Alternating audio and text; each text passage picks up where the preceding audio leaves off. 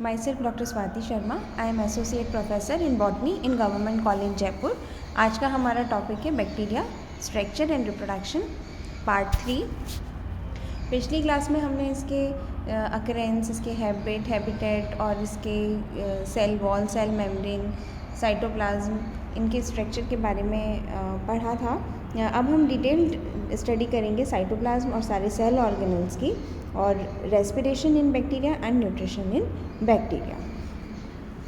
Cytoplasm जो cell membrane के अंदर इसमें प्रेजेंट होता है, हमने इसके स्ट्रक्चर में पढ़ा था कि बाहर कैप्सूल, फिर उसके बाद सेल वॉल, फिर सेल मेम्ब्रेन प्रेजेंट होती है। सेल मेम्ब्रेन के अंदर साइटोप्लाज्म प्रेजेंट होता है और इसमें 80% वाटर होता है, और इसमें कई सब्सटेंसेस जैसे कि nucleic acids, proteins, lipids, carbohydrates, inorganic ions present होते हैं। न्यूक्लिक एसिड इसलिए क्योंकि ये साइटोप्लाज्म में ही पाया जाता है, इसमें प्रॉपर न्यूक्लियस नहीं पाया जाता, इसलिए न्यूक्लिक एसिड भी साइटोप्लाज्म में ही प्रेजेंट होता है। सबसे पहले सेल ऑर्गेनल्स में है राइबोसोम्स। इसमें साइटोप्लाज्म में राइबोसोम्स स्कैटर्ड दिखाई देते हैं, बिखरे हुए दिखाई देते हैं, और ये 70S राइबोसोम्स होते हैं, जैसे कि प्रोकैरियोटिक सेल में पाए जाते हैं 70S राइबोसोम्स, 50S और 30S सब यूनिट्स से बने हुए, तो इसमें 70S राइबोसोम्स प्रेजेंट होते हैं। मीजोसोम्स सेल मेम्ब्रेन अंदर की तरफ फोल्ड होकर के स्ट्रक्चर बनाती है, जो कि मीजोसोम्स कहलाते हैं। ये फ्लिस जेम्स ने सबसे पहले इनको नाम दिया था। और जो मीजोसोम्स हैं वो न्यूक्लियोइड से जो जुड़े हुए रहते हैं, वो DNA रेप्लिकेशन और सेल डिवीजन में हेल्प करते हैं। और जो पेरिफेरल मीजोसोम्स होते हैं, जो कि सेल की पेरिफेरी पे प्रेजेंट होते हैं, वो मीजोसोम्स कई फिजियोलॉजिकल एक्टिविटीज़ के एंजाइम्स उन पर प्रेजेंट रहते हैं। इसमें वास्तव में जो सेल मेम्ब्रेन बाउंड स्ट्रक्चर्स हैं वो एब्सेंट होते हैं, और मीजोसोम्स पर ही ये एंजाइम्स प्रेजेंट होते हैं। और मीजोसोम्स इनफोल्डिंग्स की वजह से ये सरफेस एरिया प्रोवाइड कराते हैं एंजाइम्स को वर्क करने के लिए, और कई फिजियोलॉजिकल एक्टिविटीज़ मीजोसोम्स पर पॉसिबल हो पाती हैं।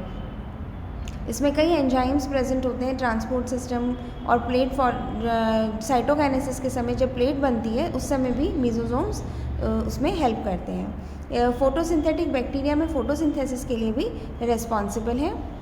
ये मीजोसोम्स हैं जो कि सेल मेम्ब्रेन के इनफोल्डिंग से मिलकर के बने हुए हैं। अंदर की तरफ ये फोल्ड होकर के सेल मेम्ब्रेन ये स्ट्रक्चर्स बनाती है, और इस पर कई एंजाइम्स प्रेजेंट होते हैं, जो कि रेस्पिरेशन, फोटोसिंथेसिस और फिजियोलॉजिकल एक्टिविटीज़ इसमें पॉसिबल हो पाती हैं। लेमेली, क्रोमैटोफोर्स और थाइलेकोइड्स।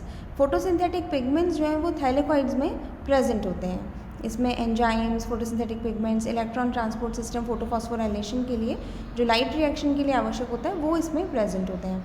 और इसमें डार्क रिएक्शन के एंजाइम्स नहीं पाए जाते, केवल लाइट रिएक्शन के ही एंजाइम्स इसमें प्रेजेंट होते हैं, और इसमें प्रॉपर प्लास्टिड नहीं पाया जाता।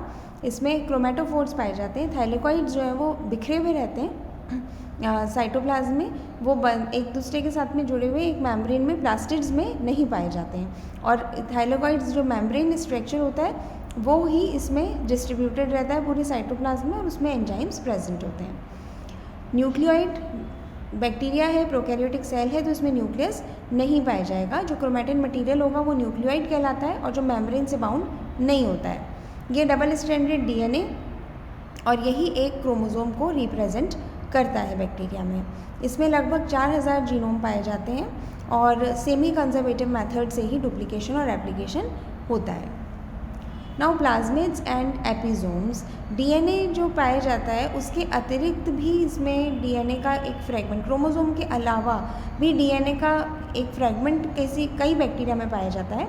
रिंग शेप्ड स्ट्रक्चर होता है, इनको प्लाज्मिड्स कहते हैं, और ये इंडिपेंडेंटली रेप्लिकेट होते हैं। इसका जो मेन जीनोम है उसके अलावा वो उनका रेप्लिकेशन जो है इंडिपेंडेंट होता है, उनसे वो अलग रेप्लिकेट करते हैं। ये एक्स्ट्रा क्रोमोसोमल DNA फ्रेगमेंट्स होते हैं, जो सबसे पहले लैडरबर्ग ने डिस्कवर करे थे 1952 में। कभी कभी ये प्लाज्मिड्स अपने आप को क्रोमोसोम से अटैच कर लेते हैं। जब ये क्रोमोसोम से जुड़ जाते हैं तो अब इनको एपिसोम्स कहते हैं। अब इनमें जो जीन्स प्रेजेंट होते हैं, क्योंकि ये DNA फ्रेगमेंट होता है, इसमें भी जीन्स प्रेजेंट होते हैं। ये हेरिडिटरी ट्रांसमिशन के लिए रिस्पॉन्सिबल नहीं होते, मतलब बैक्टीरिया में किसी में ये नहीं भी पाए जाते हैं। नहीं पाए जाएंगे तो भी उसकी लाइफ पे कोई फ़र्क नहीं पड़ेगा, लेकिन अगर पाए जाते हैं तो वो अपना असर दिखाते हैं। तो ज़रूरी नहीं है कि इसमें जो जीन्स हैं वो हेरिडिटरी ट्रांसमिशन में हेल्पफुल हो या रिस्पॉन्सिबल हो। जब सेल बने तो इनका ट्रांसफ़र भी हो सकता है इन प्लाज्मिड्स का डॉटर सेल में, लेकिन बाकी सारे प्रोसेसेस जो भी उस सेल के हैं वो इंडिपेंडेंट हैं, प्लाज्मिड से संबंधित नहीं है। लेकिन उनकी प्रेजेंस, क्योंकि उनमें कुछ जीन्स प्रेजेंट होते हैं, अब जीन्स प्रेजेंट होने के कारण वो अपना कुछ ना कुछ इफेक्ट तो दिखाएंगे, अपना असर दिखाएंगे। उनमें किस चीज़ के जीन्स प्रेजेंट हैं। कई बार ये एंटीबायोटिक्स के अगेंस्ट रेजिस्टेंस के जीन्स भी इसमें प्रेजेंट होते हैं। तो कई बार बैक्टीरिया जिनमें प्लाज्मिड्स प्रेजेंट है वो पर्टिकुलर एंटीबायोटिक के लिए रेजिस्टेंट भी हो सकता है। इसके अलावा जब ये क्रोमोसोम के साथ अटैच हो जाते हैं तो ये फर्टिलिटी फैक्टर का काम करते हैं, मतलब ये फर्टिलिटी इंक्रीज़ कर देते हैं उस बैक्टीरिया की। और रिजर्व मटेरियल, इसमें फूड रिजर्व रहेगा, लिपिड्स, पॉलीसेकेराइड्स, पॉलीफॉस्फेट्स और सल्फर की फॉर्म में रहता है। Next is bacterial respiration. Bacteria में भी फूड का ऑक्सीडेशन होगा साइटोप्लाज्म में और उसमें एनर्जी प्रोड्यूस होगी जो कि उसकी सारी फिजियोलॉजिकल एक्टिविटीज़ में काम आएगी। इस आधार पर, रेस्पिरेशन के आधार पर बैक्टीरिया दो प्रकार के होते हैं, aerobic bacteria and anaerobic bacteria. Aerobic bacteria जो कि एटमॉस्फेरिक ऑक्सीजन या डिजॉल्व्ड ऑक्सीजन को काम में लेते हैं ऑक्सीडेशन ऑफ फूड के लिए, और जिनमें ऑक्सीजन की आवश्यकता नहीं होती है वो एनारोबिक बैक्टीरिया कहलाते हैं। और एरोबिक बैक्टीरिया जो है ये प्रोसेस दो प्रकार से होता है। इसमें ऑक्सीडेशन ऑफ फूड किस प्रकार से होगा, डिहाइड्रोजनेशन इसमें होगा, और oxidation of hydrogen to form water. अब उसके बाद में जब हाइड्रोजन का ऑक्सीडेशन होगा, डिहाइड्रोजनेशन जिसमें हाइड्रोजन रिलीज होगी, और सेकेंड जिसमें कि हाइड्रोजन का ऑक्सीडेशन होकर के वाटर बनेगा और एनर्जी रिलीज होगी और एटीपी का निर्माण होगा। तो इस प्रकार से इसमें ऑक्सीजन काम में आती है, सेलुलर रेस्पिरेशन में एटीपी का निर्माण होता है। और अनएरोबिक रेस्पिरेशन जिसमें कि ऑक्सीजन की आवश्यकता नहीं होती है और ऑक्सीजन की एब्सेंस में इसमें रेस्पिरेशन संभव होता है। Now nutrition in bacteria.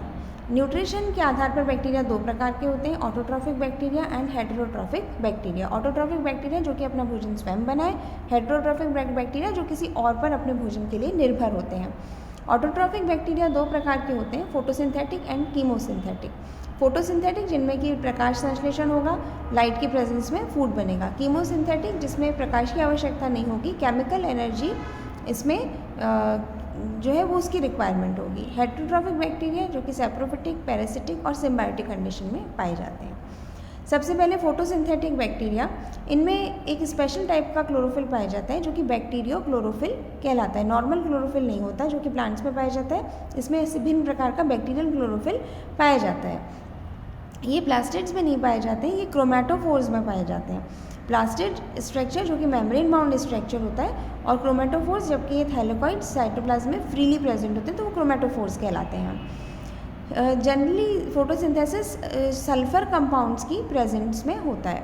Hydrogen sulphide जो है वो हाइड्रोजन का मेन सोर्स होता है, उससे सल्फर ऑब्टेन होता है और उसमें बाई प्रोडक्ट जो है वो सल्फर का बाई प्रोडक्ट निकलता है बजाय कि ऑक्सीजन के। अगर वाटर को काम में लिया जाता है तो ऑक्सीजन बाहर निकलती है, लेकिन यहाँ पर सल्फर का सल्फर लिबरेट होती है। एग्जाम्पल है क्रोमेशियम, क्लोरोबियम और क्लोरोबैक्टीरियम। इस प्रकार से ये एक्टिविटी होती है। और इसमें जो H2A है वो H2O भी हो सकता है, H2S हो सकता है, वाटर हो सकता है, सल्फर इसमें H2S हो सकता है, हाइड्रोजन हो सकता है और कोई अदर इलेक्ट्रॉन डोनर भी हो सकता है, और फिर उसमें सल्फर रिलीज़ होती है।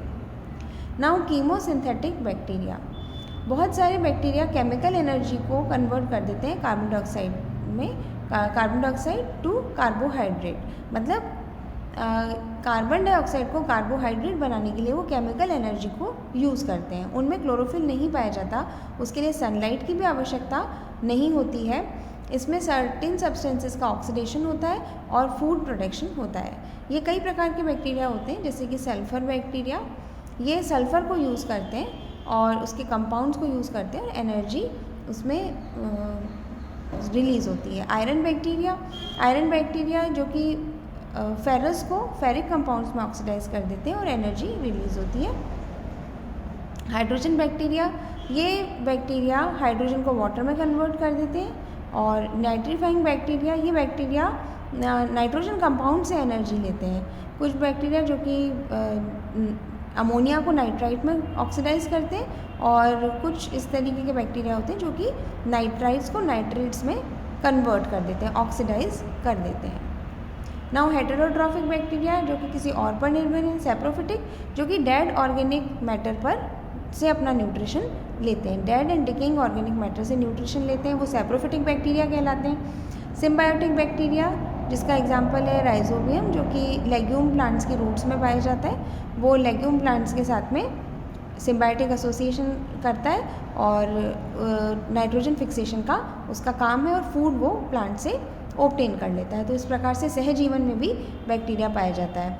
पैरासिटिक बैक्टीरिया जो कि प्लांट्स, एनिमल्स, ह्यूमन बींग्स पर कई पैरासाइट की फॉर्म में प्रेजेंट होते हैं। पैरासाइटिक बैक्टीरिया को एक होस्ट की रिक्वायरमेंट होती है जिससे कि वो अपना फूड मटेरियल लेता है और उसको वो कोई ना कोई डिजीज़ कॉज कर सकता है, तो वो कहलाते हैं पैरासिटिक बैक्टीरिया।